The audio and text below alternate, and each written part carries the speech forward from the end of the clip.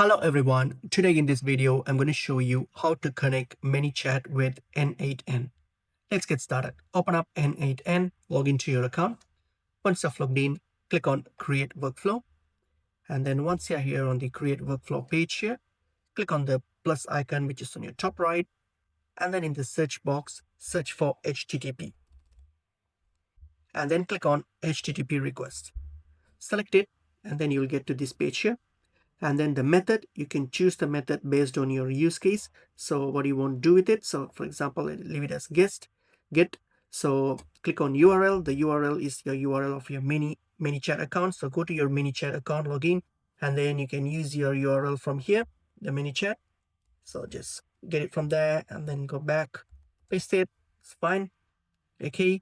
And then the authentication, you can choose the predefined credential type. So you can just choose that and then choose the credential type for it. And then once that's done, select the credentials, click on create new credentials. And then for here, you need to add in the API key. To get the API key, log into your ManyChat account, and then click on the settings option here on your left menu.